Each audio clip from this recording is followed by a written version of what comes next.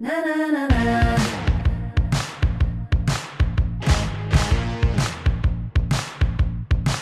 Na na na na.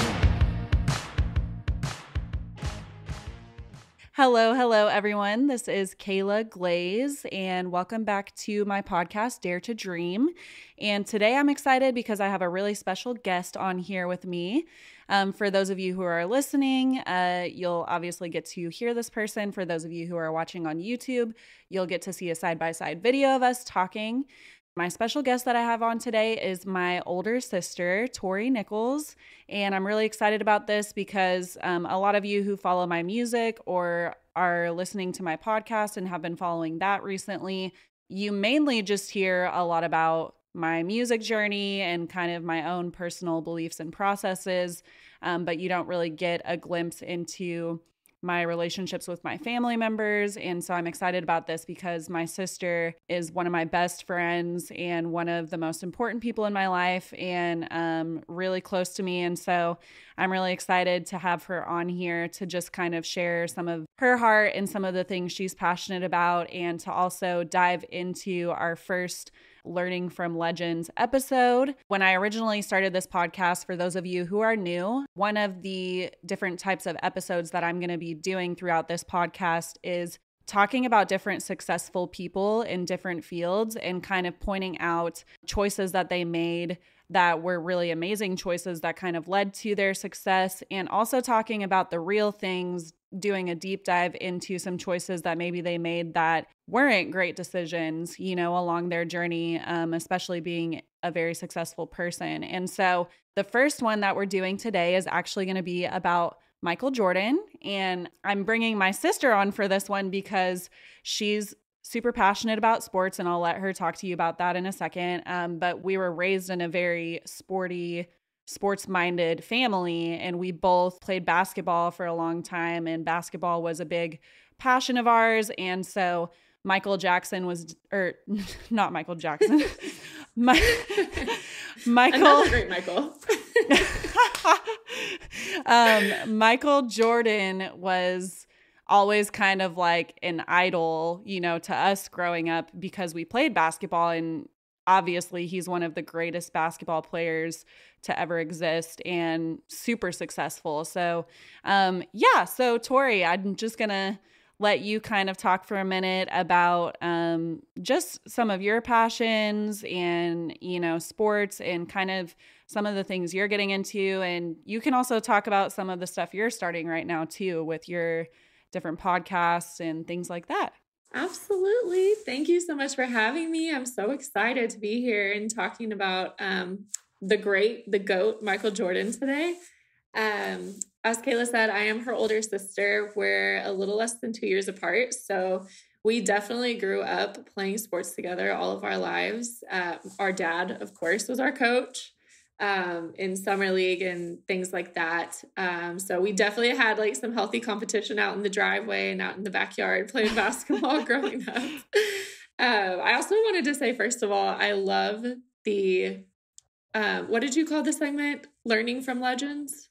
Yeah, Learning from Legends.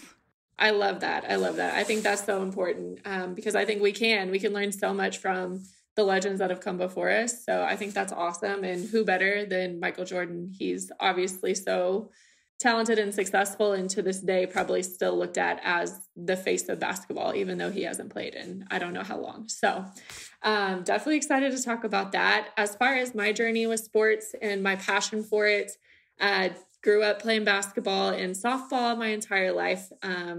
Tried a few other things here and there, but basketball, I think, has always been where my passion is. So much so, more so whenever I started getting into the NBA, I would say. So I loved playing basketball, but then whenever I think we really started watching NBA, maybe like middle school or so, would you say, Kay? Probably like middle school.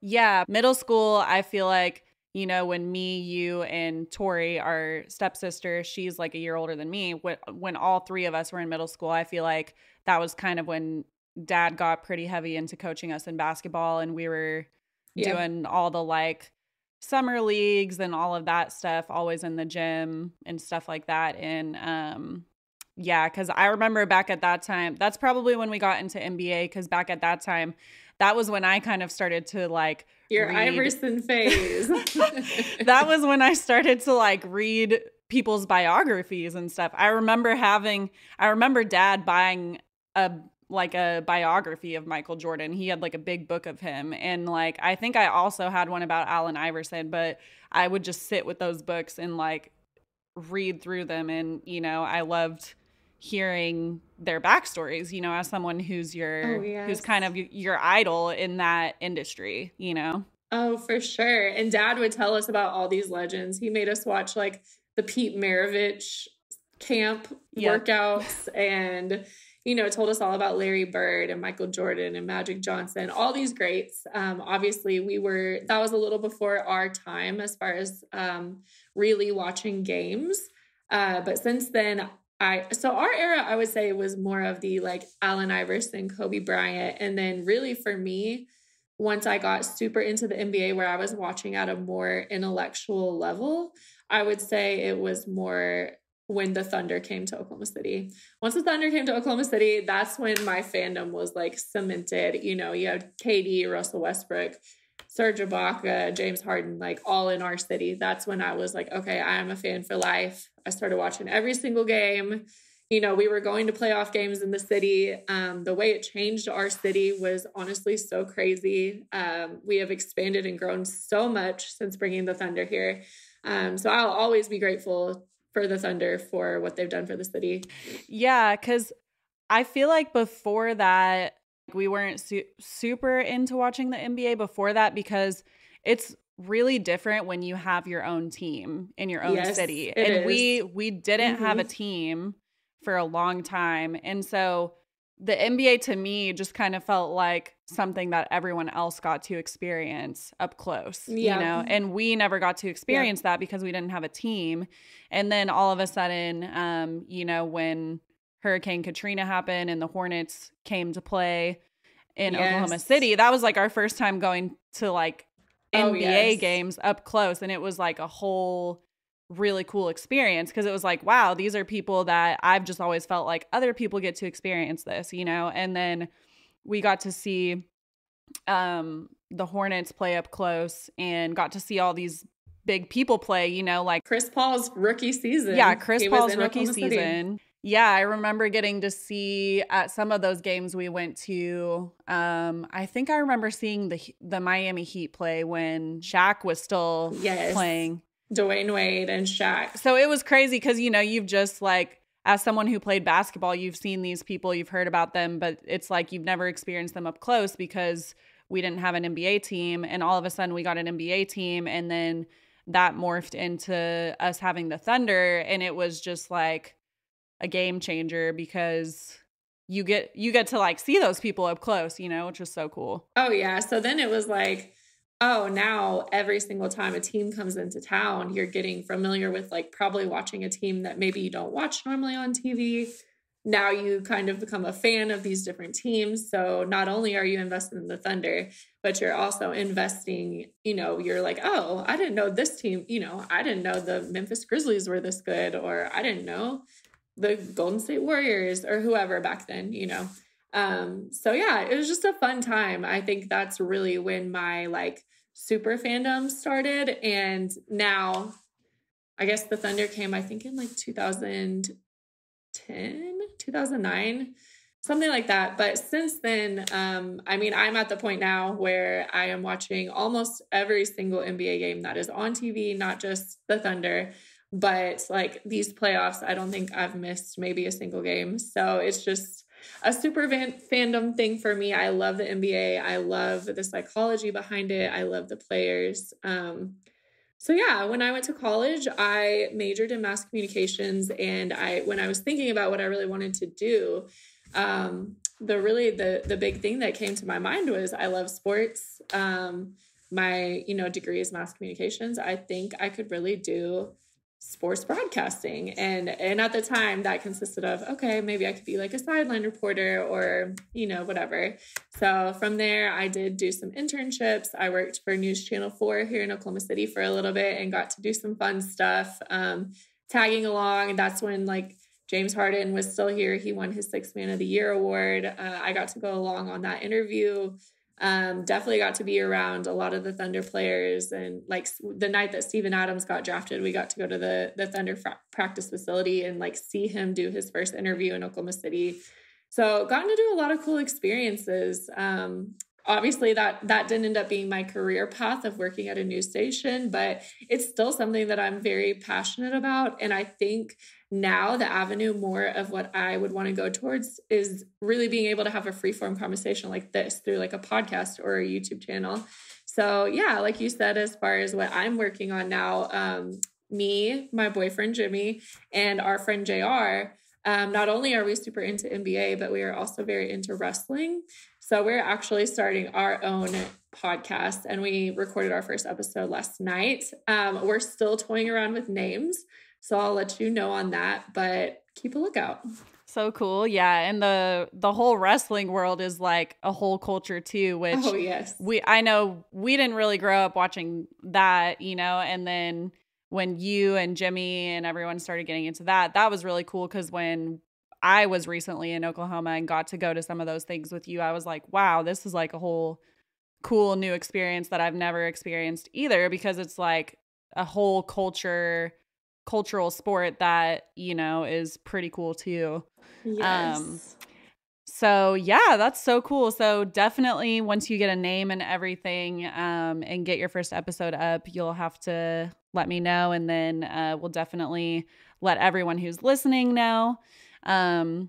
Once you guys name it and stuff, maybe on my next episode, I can kind of just throw it out there and tell people what your podcast name is. So people, you know, if people are into sports and into basketball, into wrestling, all of that type of stuff, they can hop over to your podcast and check out what you guys are talking about too. So that would be amazing. Thank you. Yeah. So like I said, today is our first episode called Learning from Legends, and it's featuring Michael Jordan. And I just thought it was really cool that Michael Jordan is the first person that I chose for a Learning from Legends episode for this podcast, because a lot of people see me and they see that I'm a music producer, singer, songwriter, and do all this stuff with music, and they have no idea that basketball was actually a very major part of my childhood and teenage years. You know, I basically played basketball until I went to college. And so a lot of people don't know that about me. So I was like, it would be really cool to actually do this first Learning from Legends episode over Michael Jordan, because then people can kind of not only get to know one of my closest family members, but also get a glimpse into that part of my life and my childhood. So yeah, let's dive into this. So Michael Jordan. So for those who are listening or watching, I don't know if you guys have seen the documentary, The Last Dance. If you haven't, you have got to watch this documentary. Must watch. So the documentary is multiple episodes, and it's basically covering the Chicago Bulls when Michael Jordan played, Scottie Pippen, all these people, you know, Dennis Rodman. It's covering the years from, let's see, that was in the 80s, 90s, late 80s, 90s. Yep. Yeah. So late 80s, 90s, the years where they won back-to-back championships in the NBA. And it's pretty wild because the footage that they show in this documentary, you know, is from 20 to 30 years ago. And it's basically documenting, it was the last year Michael played, right? Yeah. So 90 is kind of leading up to what they called the Last Dance. So, you know, the team, it was kind of known that it was probably going to be the team's last year because of issues with management and things like that. So it was 1998. So everything, it goes into the backstory of all the championships they won and everything, but it's really all leading up to culminating in 1998 for their last dance.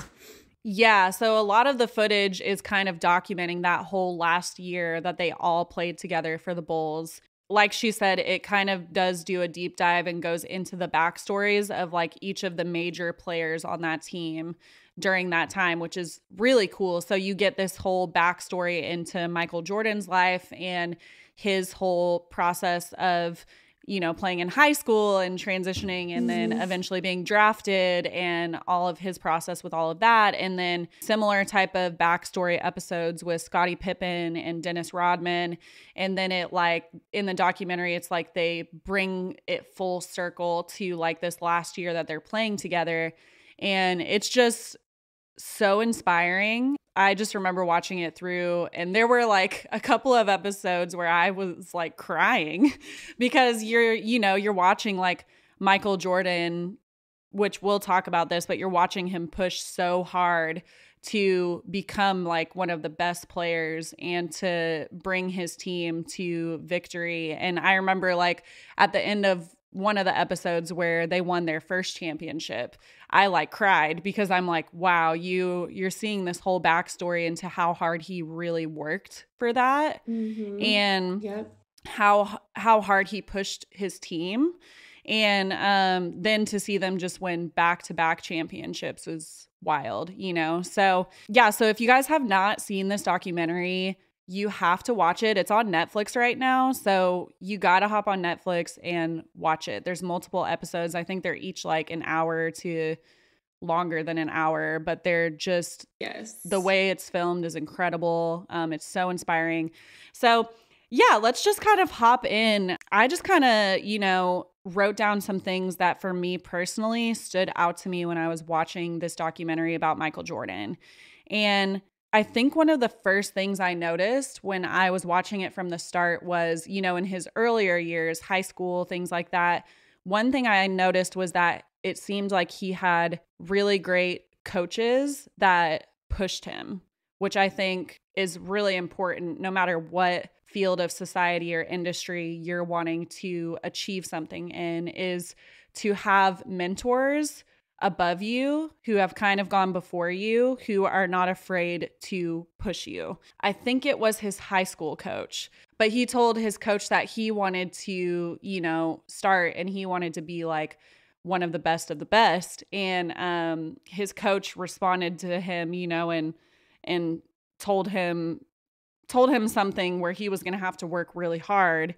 And Michael at first was kind of like, kind of had an attitude. And he was like, the coach said, I'm sorry. I thought you told me you wanted to be the best. That stood out to me because I was like, wow, this coach wasn't afraid to like hold him at his word and to actually tell him straight up, like, I'm sorry. I thought you told me that this is what you wanted, Yeah. So. Yeah, the coach, I'm pretty sure it was actually Dean Smith from North Carolina. Yeah, North Carolina. And then his right. assistant coach was Roy Williams. And Roy Williams, legendary coach from the Dallas Mavericks, is on the documentary talking a lot about Michael because Dean Smith has passed at this point, so he wasn't on the documentary. But Michael still to this day credits Dean Smith as being the most influential, probably, person to his life as far as basketball goes. Because he did push him and he was not easy on him. He told him straight up, this is what you're going to have to do to be the best. Even though Michael had all the like natural talent and athletic ability that God could possibly probably give a person. Dean Smith said, no, this alone is not going to take you where you need to go. You're going to have to develop some habits and the work ethic to like get you above the level, because at that time, North Carolina was an amazing team. So Michael, even with how great he was coming in as a freshman, he was not guaranteed to start because there were so many other good players on that team. So he set the tone right away with, Dean Smith telling him, no, this is the reality of what you're going to have to do to get where you want to go. You're telling me you want to be the best? Okay. You're going to have to be the first one here and the last one to leave. Yeah. And he like held him to that and was straight up with him. And I think that really stood out to me because I think no matter what industry you're in, no matter, if you have a dream with something, no matter what it is, no matter what industry it's in, I can definitely say that just being talented in something alone, you got to have more than that. You know what I mean? Even you could be the most talented person in the room. And this is even speaking to like people in the music industry where it's like, you can be the most talented person in the room, but if you are not driven and you don't actually work hard and you're not willing to like show up and really put in above and beyond effort into it, or you have an entitled attitude or things like that, people are not going to work with you. They're not going to want to work with you, you know? And I've heard so many stories from like other producers in the music industry of artists who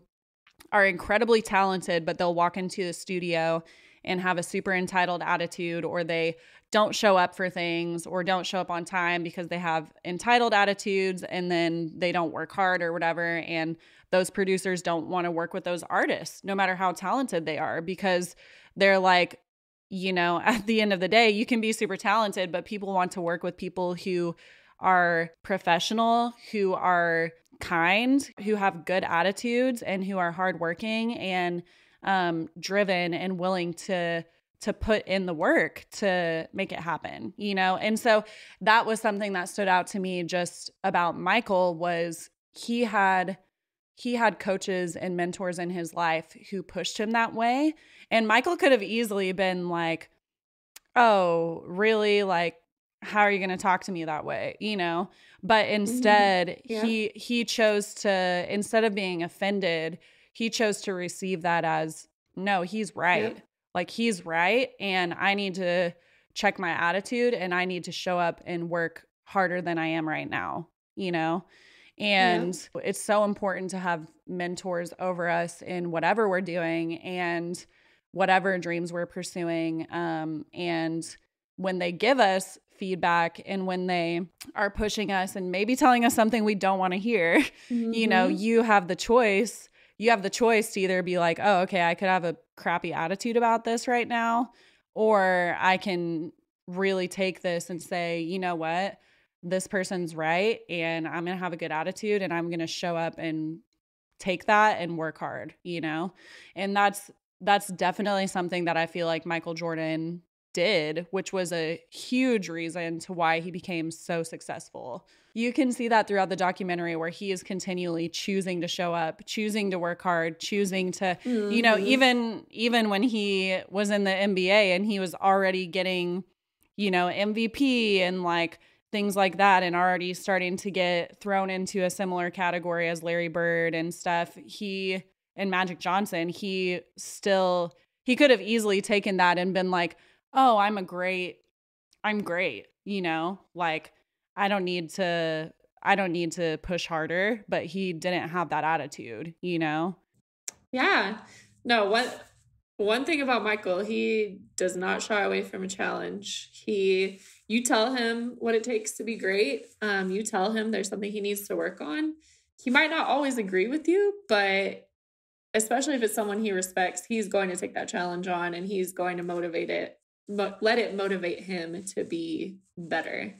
I don't know how much you guys know about Michael's career, but definitely his first like 6 seasons, I think he was really, really good in the NBA. He was a great scorer. He was winning scoring titles. You know, teams were game planning against him specifically to try to shut him down. So he was really great, but his team wasn't winning. His team wasn't going to championships.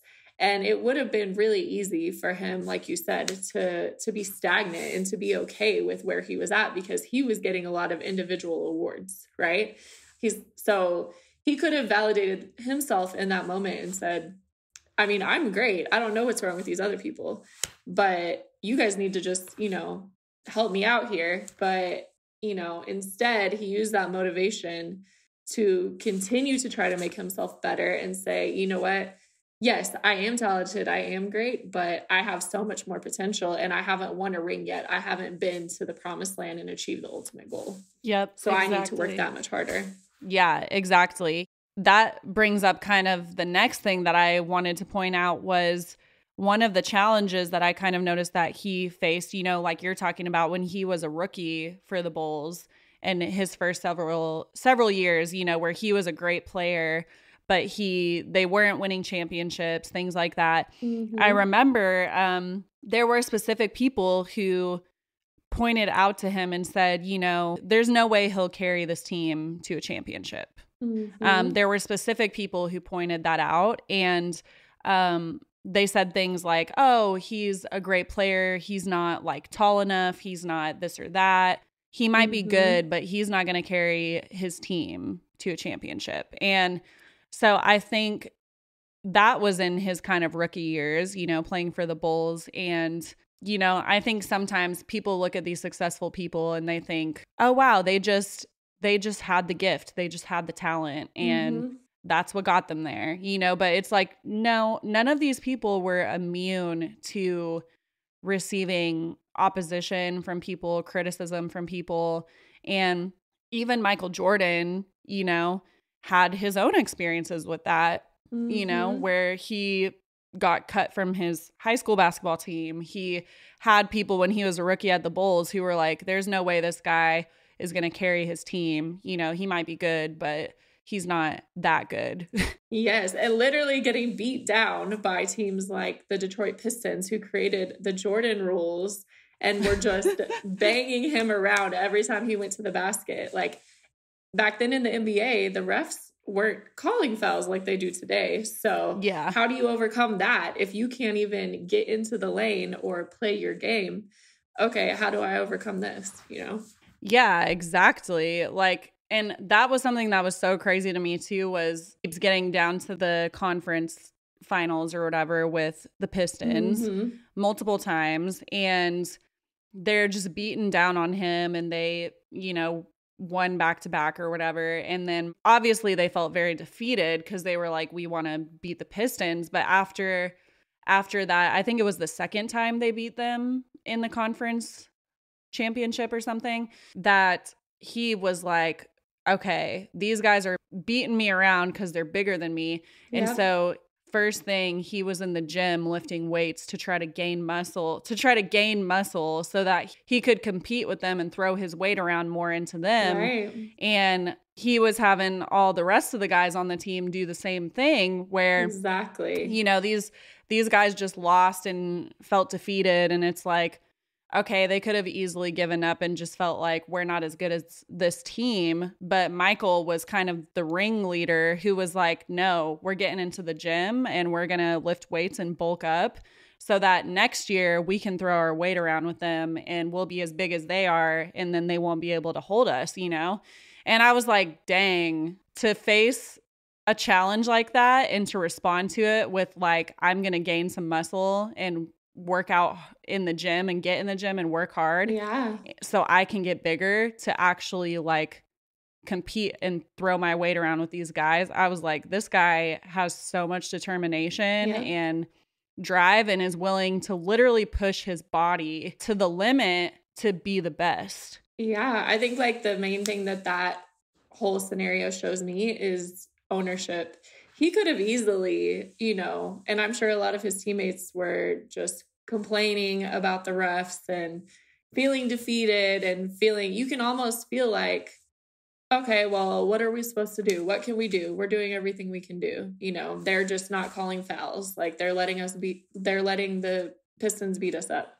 It would be easy to have that mindset, but Michael said, no, I can't control what the refs do. So what I can do is control myself and my body and do everything that I can and push you guys as my teammates to do everything you can to be ready for them next year if we play them again. So exactly. And I think obviously I haven't kept up with the NBA as much as you have since I moved out to California and then moved to Nashville and everything. But I will say from some of the NBA games I have watched just kind of in this time of our lives compared to, you know, watching that type of a documentary and seeing some of the highlights of the older games and seeing like Michael Jordan's type of attitude, I feel like his attitude was like a night and day difference of even some of the people who play today, you know, where you're like, oh wow, you're a super talented person, but you're kind of being a crybaby on the court and looking for fouls constantly. Yeah, looking for fouls, or you're getting super mad that fouls are being called on you and you're acting like a baby on the court and, you know, all this stuff. Whereas I feel like when you look into Michael's journey, he never really put the blame on anyone. Like he always took ownership of himself. And like you said, it was like, instead of taking things as excuses of like, oh, the refs just didn't call any fouls for us, or they, were calling a million fouls on us or whatever. Instead of kind of having that attitude, like you said, he was responding with, what can I control? What can I do to actually win, you know? And regardless of the circumstances. And yeah, he was pushing himself to the limit, and he was pushing his team to the limit too. Yes. Like it was funny watching that documentary, because some of the guys were like, oh yeah, Michael, he wasn't like the funnest person to be around during that time, because he was yelling at them in practice, and he would literally get demanding in fist fights with his teammates at practice.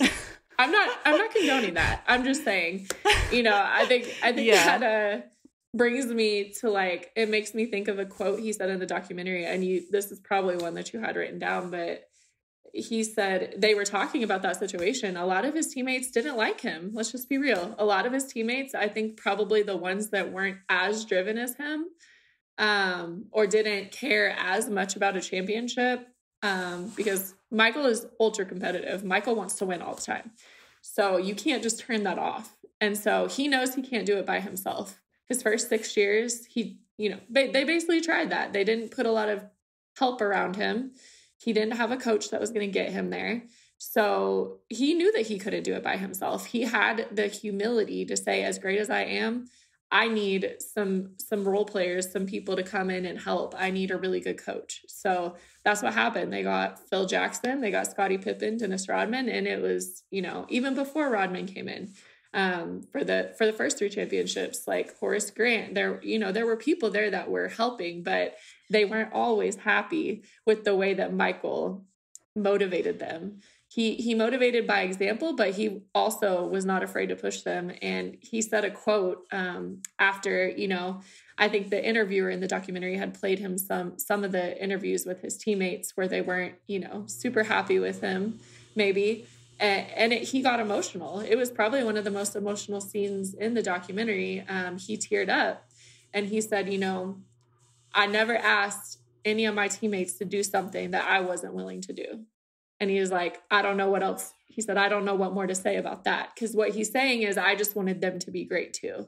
He's saying, as a leader, I'm not asking them to get out and run sprints. I'm ahead of them running sprints. Like anything I'm asking them to do, I'm pushing myself to do even more, to lead by example.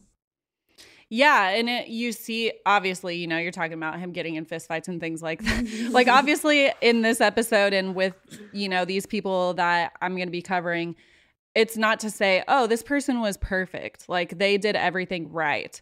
Because a lot of these successful people, they had their fair share of, they're humans, mistakes. Just like us. Yeah, they're human. They're human, and they had their fair share of mistakes they made. They had, some decisions they made that maybe weren't the greatest. And so yeah, he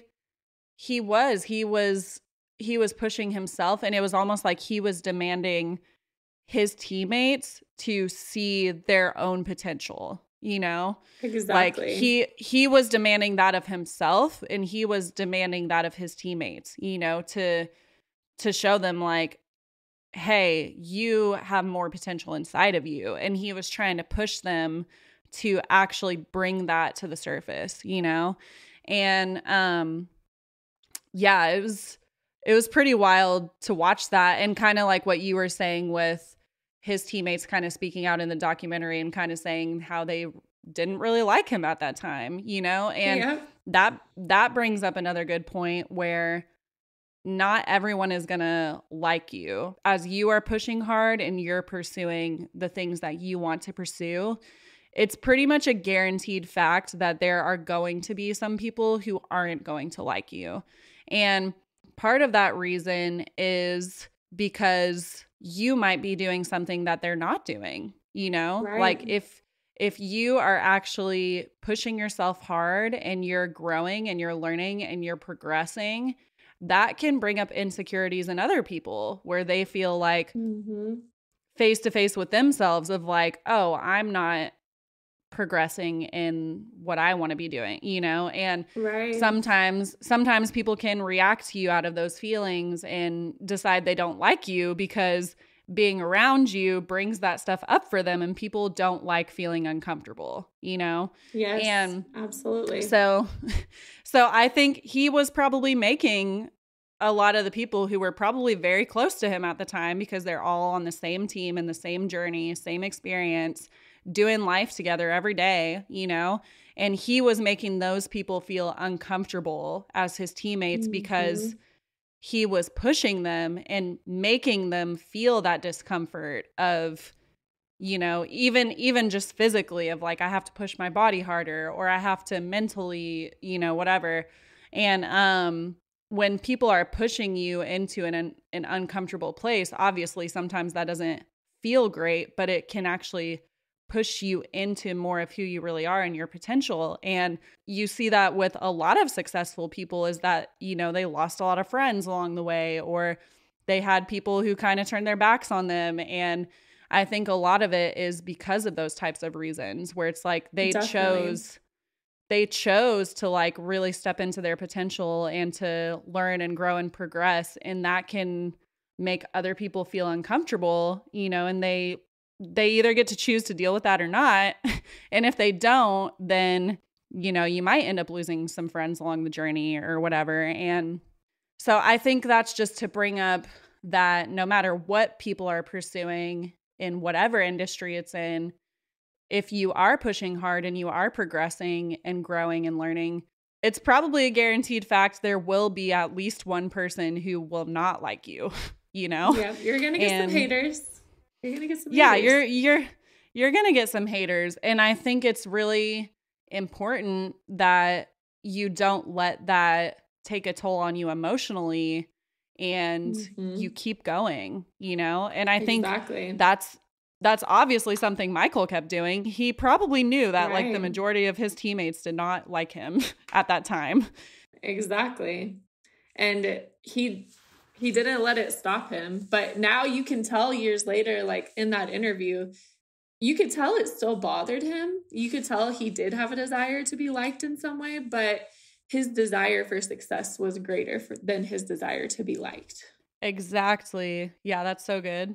You kind of do have to disconnect from things like that emotionally and keep certain things in perspective, you know, where it's like, okay, I'm pursuing music, you know, and there are definitely going to be people along the way who won't like me for different reasons, you know, and I can either let that take an emotional toll on me, or I can kind of disconnect from that and keep focusing on the business aspect of what I'm doing and stay professional and keep going, you know, and the right people are going to be the ones who are going to support you and are going to walk with you along that journey. And I think that can be really hard for people to emotionally disconnect like that at times, when you're obviously, it's vulnerable to put yourself out there and to pursue a dream you're pursuing, especially in front of other people. Very.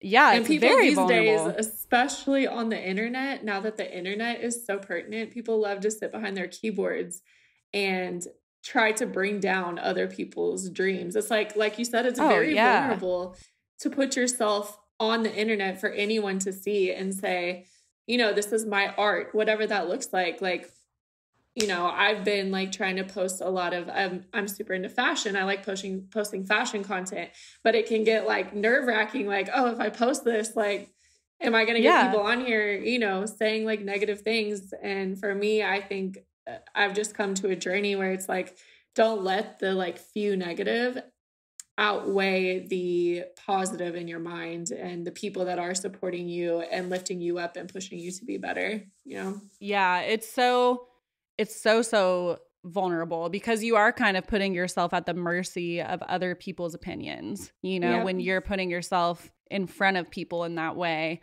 And I think something that was a big game changer for me in pursuing music, because when I started really pursuing music really hard a few years ago, you know, I was doing gigs all the time. This was when I started doing a lot of the playing electric guitar, blues rock, all of that stuff. And I would actually have some people come up to me who would say, like, it just seems like you're a fearless person, you know? And I was like, actually, that's not true at all. Like, I've literally sang in front of people a million times and I still get nervous to do it. And I still have my own fears pop up. I still feel that fear of what if people criticize me? What if people think I suck? What if people judge me?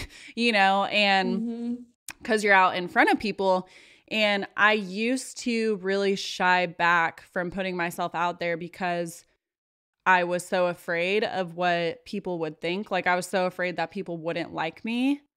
And this reality hit me one day where I realized, obviously, like, God is a big part of my life. And I really felt God speak this to me, where he said, you know what, Kayla, there's always going to be someone who isn't going to like you. Exactly. And when I actually realized that, because I feel like before that I was trying to prevent that from happening. And then I realized I can't actually prevent that from happening. There is going to be someone who isn't going to like me. And I actually accepted that reality as fact. It was like something happened on the inside of me, because I realized, well, if there's going to be someone who's not going to like me anyways, I may as well go ahead and put myself out there. Because if I can't prevent it anyways, I may as well be fully myself and live life to the full and fully express myself and go after what I'm dreaming about, because I can't stop that from happening anyways. Right. Think about all the art or like the important works that would not be out in the world if every artist, athlete, author, podcaster decided to let the haters or the people that don't like them keep them from putting their content out in the world. Like, think about that. I think, like, especially for a musician, especially, like, there's so much music that changes lives, and like, you never know who you're affecting with your music. Like, you could literally save someone's life with a song. And so exactly, I think, like, what a lot of artists choose to look at it as, the ones that are successful anyway, is, okay, I could let this person that doesn't like me, keep me in my shell and keep me from putting my work into the world. Or I could look at instead the person who I positively influence and say, I'm going to keep producing for the people that need it, for the people that those lives are being changed. And that's in any aspect, even basketball. Like Michael Jordan, even though he's just a basketball player, he just dribbles the ball around or whatever one of people would say negatively. Basketball players can influence lives too, Oh, yeah. Michael Jordan's mindset, it's not his basketball play that inspires me the most. It is his mindset and his drive. Yeah. Because there are few people in this world that I have seen that have the drive of Michael Jordan. And that's something that I aspire to. Yeah, exactly. Exactly. Like, no matter what industry you're in or no matter what you're doing, that's what impacts people, even if you're a super talented basketball player or whatever. It's like the things that impact people are, wow, that person's drive, that person's commitment, that person's willingness to keep going, even though people were criticizing them. And that's something that I have to remind myself a lot when I'm pursuing music. If I feel like, oh, I haven't reached the level of success that I want to reach, I haven't reached that yet, I have to remind myself, okay, yeah, but what am I giving people? What do I want? What do I want people to receive from me and my journey? And it always goes back to my story, and the fact that I really hardly had any musical education, and I'm majority self-taught with everything I'm doing with music. And I taught myself to be a producer, and only 2% of producers in the industry are females, and all of this stuff where I'm getting to actually tell people, hey, there are actually no limitations to you being able to do what you want to do and what you want to pursue. And, because people might look at me and say, oh, she knows everything there is to know about music and music theory. And I don't. And those are things I'm still learning right now, and spending time trying to learn. And they might think, oh, she went to college for music, she did this with music. And it's like, no, I didn't, and it is a testimony of if you work hard and you're driven, you know, and you believe in yourself and you choose to continue to believe in yourself when other people criticize you, Yes. that's what you're giving people. Like you're saying, is you're giving them that experience of who you are and relating to them as a human being and showing them you can believe in yourself too. You can overcome criticism too. You can overcome feeling the limitations. Like you don't have to have the education. You don't have to have this. You can do it, you know? Right. Obviously, there's so many other things that we could say about him, but I think just, yeah, his confidence and his belief in himself as well, you know, because it can be really easy to just choose to not believe in yourself when other people are not believing in you, you know, especially when you're on a big platform in front of thousands of people and you have people telling you things like, oh, you're good, but this or this, you know? Exactly. And he still was like, no, I'm going to continue to believe in myself, even though other people aren't believing in me right now, you know? Exactly. Which is a huge thing that stood out to me about him as well, apart from being driven and hardworking, like his mental attitude towards himself of like refusing to give up on himself. Absolutely. And I think like that self-motivation is so important, and that belief in yourself. And I think, you know, even a Michael Jordan, sometimes like even those of us that have a super high belief in ourselves, we hit those low points sometimes. So I think it's also really important. And one thing I really respected about Michael, he made some sacrifices as far as who he really let into his circle. Yeah. His most trusted confidant and the person that was with him all of the time was his dad. And so, whereas, you know, a lot of guys in the NBA, oh, it's my rookie year. Like, I'm not in the hotel room with my dad playing chess or whatever, you know, that's right. where Michael would be in the hotel room playing cards with his dad, you know, and or his very close, like his assistant, his dad, whatever, the people that were super close to him that he trusted. And in doing that, he didn't let himself get distracted, and he kept the people that he knew, when my belief is low, they're going to pick me back up. His dad was the person that would pick him back up and say, remember who you are.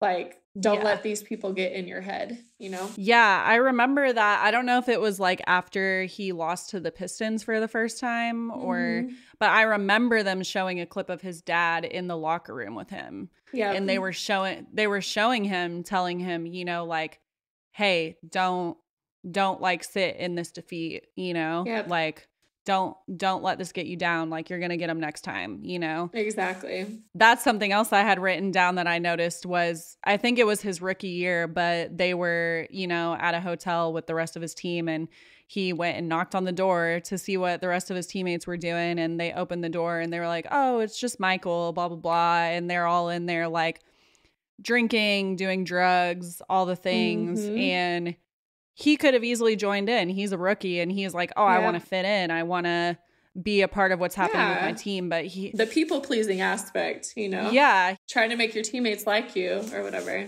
Yeah. Especially when you're new and you're like, I want to fit in and like feel like I'm a part of this and bonding with my teammates, you know, because these are the people I'm doing life with all the time right now. Exactly. But he immediately was like left because he was like, I didn't want any part of that. Like I knew that could be trouble. That wasn't going to get him where he wanted to go. He knew that from an early age. Exactly. From an early age, he recognized like this actually isn't going to benefit my life or my career or what I'm wanting to do and where I'm wanting to go and how far I'm wanting to go in this. And so I'm going to stay away from that. And I think his convictions too and his discipline to be like, I'm actually willing to be the person that isn't fitting in or is kind of an outcast in order to be my best self and to reach the goals that I want to reach. Exactly. You know, and I think that's such a huge thing. Like you're talking about, like the people you have in your circle can make a massive difference. Absolutely. You know, and choosing what people that you really have around you as a support system can be a huge make or break thing on your journey. You know, I'm going eventually do a separate episode, Learning from Legends episode on Whitney Houston. But that's one of the biggest things that I noticed when I was watching a Whitney Houston documentary was she chose her brothers to be her road team because they were her family, but her brothers were super into drugs and they're the ones who introduced her to drugs. The beginning of her downfall, man. The beginning of her downfall. And so even if people are your family, like you have to really sit back and think, who are the best people for me to have around me as a support system? And Michael, in that moment, he realized, you know, this isn't going to benefit my life or my career or the goals that I'm trying to achieve. And so I'm not going to be involved in it. And I think, especially as a rookie player, that takes a lot of guts and conviction and confidence to actually say no to that and to walk away from that, you know? Exactly. So, yeah. So good. Yeah. Ugh. So good. Yeah, so good. I feel like we hit on so many things. Let me just see if there was anything else the only other thing that I put on here was the part in the documentary where Jerry Krause is basically, which he was like the general manager, right, for the Bulls.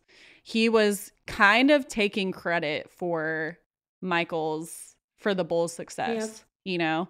And he was saying, you know, organizations win titles, not players. And I was like, wow, that would suck to experience that, you know? Yes. You're like this super hardworking, dedicated basketball player who's becoming one of the greats, and your general manager basically kind of behind your back says like, oh, I'm kind of taking credit for our success. Exactly. Diminishing the role that the players, it was almost like he was saying the players are interchangeable as long as the organization and the system and, you know, the front office is good, we can bring anyone in here and still have success, which obviously wasn't true because they weren't winning before that. So right. But I can imagine as someone who's playing for that team like Michael, and you're literally busting your butt off, like trying to bring your team to win championships, and you're pushing yourself super hard, and your general manager says something like that. I can imagine how much of a almost like slap in the face that would feel. That's someone he was around a lot, you know, and this person is like basically not giving him the credit for how hard he's been working. That's essentially his boss. So he's having to go to practice every day knowing that these things are being said. Jerry Krause is trying to fire Phil Jackson, essentially. Yeah. And Phil Jackson, as soon as he came in, you know, they started winning championships. So it's like, it's definitely an ego thing, I feel like. And the organization does have a part in championships, but you have to look at the whole picture. And it could be very demotivating and deflating to hear that and still want to go to work and put all your effort in for someone like that, you know?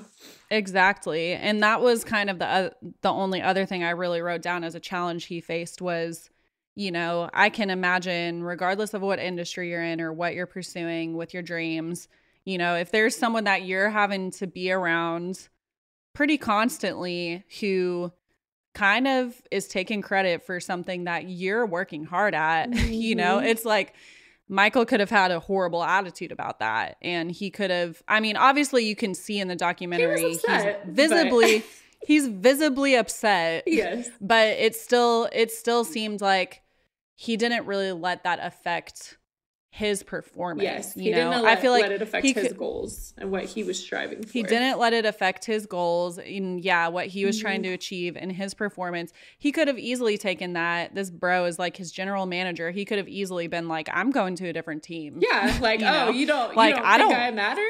Okay, let me go to this other team and see what happens. Yeah, he could have had that attitude. Like, I don't want to be on a team that, you know, where the guy running it is like this. Like, no, I'm going to go somewhere else. But he didn't do that. He stayed committed to his goals and he stayed committed to his team members, you know, and was willing to kind of shut down that type of an attitude to still get his team where they were trying to go, you know? And Absolutely. so I definitely think with a lot of the things we've talked about with Michael Jordan, so much of it has to do with the attitude that he chose to have. Like Yes. the attitude, the perspectives he chose to have, and that resulted in the actions that he took on a daily basis, was he chose to remain in a mindset of taking ownership of himself and staying focused on himself and bettering himself. And he chose to stay in a professional attitude of like staying focused on his goals and not letting all these things, take an emotional toll on him and kind of distract him from that, Exactly. Yep. And one other thing I just thought of, we talked a lot about, being more set on his dreams and his desire for his dreams than people pleasing. And, a lot of people didn't like him, all those things we talked about, general manager, like all these people that maybe didn't believe in his methodology or whatever the case was. They didn't have to like him, but they respect him now. Years later, looking back at it, it's like, oh, okay, yeah, I didn't like this while it was happening, but he got results and he got us where we needed to go. And we couldn't have done that without him, and how hard he pushed us. Yeah. And now the players on that team have 6 rings. And it's like, yeah, they're legendary. They are legendary because of the way he pushed them. Yeah. And I think it takes a lot of maturity to have those types of perspectives. Like I feel like it can be really easy to just be led by your emotions in life, but you can see that he had a lot of maturity because he wasn't just like letting his emotions direct his life. Right. He was rising above that and choosing to stay in those types of mindsets, and I think like that's something that anyone can take from listening to this episode, as far as whatever people are trying to pursue, is really kind of checking your attitude, checking your mindset and asking yourself those types of questions. Like, am I letting things take an emotional toll on me to prevent me from moving forward? Am I letting things that people are saying, distract me or really guide and direct myself? Right. And, taking ownership of yourself and really getting face to face with yourself of like, okay, no, me pursuing my goals and my dreams and seeing those things become a reality has to do with me, Yep. No matter what other people are saying, no matter what's happening in my life, no matter what feels really hard emotionally, no matter what limitations I might be feeling or experiencing, I'm going to take ownership of me and work on this and take practical steps forward and keep going regardless, and choosing to push myself, choosing to stay in a positive mindset and a positive attitude, choosing to have a positive perspective, and choosing to continue to have that drive and to make moves forward regardless of what's going on or what anyone says to me, and choosing to have a good support system of people who are also going to push you forward. And that's something you have to take ownership of as well, because you get to choose who you have in your life, and You do. so I definitely think, based on everything we talk about, those are the biggest things that I've kind of taken from this, Oh, absolutely. even just us talking about it, it's like a great reminder of like, wow, what type of attitude am I having? Or is there anything that I'm letting affect me when it comes to moving forward and what I'm doing, And right. Or am I blaming someone else, for things in my life when I could be looking at myself and pushing myself harder? Exactly. So yeah, I feel like this has been really awesome. Like, I know that I've definitely taken some things out of this, especially with different perspectives you've shared as well, which that's why I thought it would be cool to do this with you, because you could also share your input and how you experienced Michael's story and everything. And I feel like I've taken things from this episode, and it's like a great refresher and reminder for me. And I know other people who are listening, they're probably going to leave listening to this episode feeling really inspired and feeling like, wow, yeah, this kind of broke down like the human being Yeah. that is Michael Jordan and not just this super successful person, and relating it back to themselves and taking things from this in order to move forward, you know? So I hope so. Yeah. So unless I had a lot of fun.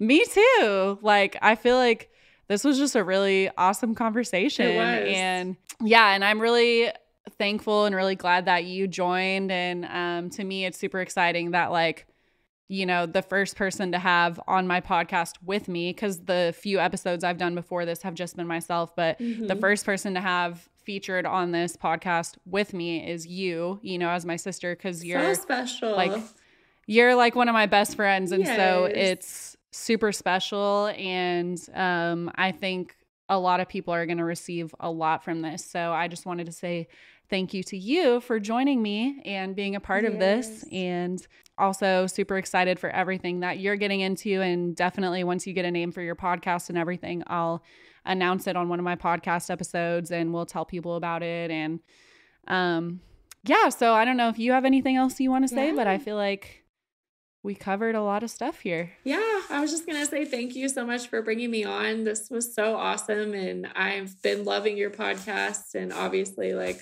support you in everything you do and love everything you're doing and just so proud of you. So I won't make either of us cry right now, but yes, just really excited, hopefully, to maybe come back on in the future and have you on mine and just continue to have really good conversations that will hopefully inspire people. Yeah, definitely. Absolutely. I'll definitely would love to have you on for something else at some point. That would be really awesome, and super excited to check out yours as well. Yeah. All right. So everyone who's listening, again, today as my guest on here featured is my sister, Tori Nichols.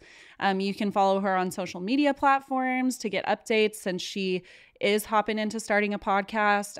If you're super into sports and love hearing about what's happening in that world, she would be an awesome person for you guys to follow on social media. Not just for that, but if you're into fashion and you love fashion, I would give her a follow as well. She's doing some stuff with that that's really amazing. Yeah, she's just a great person in general, so you guys should connect with her and reach out to her. Besides that, thank you guys so much for joining, for listening to my podcast. Like I said, this podcast is basically just, you know, helping people take practical steps towards their goals and their dreams. We're doing different things on here.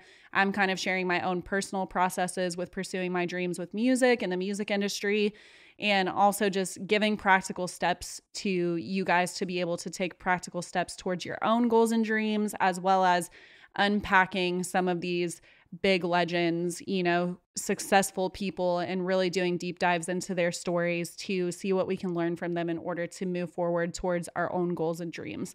Thank you guys for listening, for watching. Be sure to hit the subscribe button if you're watching on YouTube. Hit the subscribe button if you're listening on Apple Podcasts or Spotify podcasts. And stay in touch. I will continue to be dropping some upcoming episodes. Yeah, we hope you have a great rest of your day, and we will talk to you guys soon. Na na na na.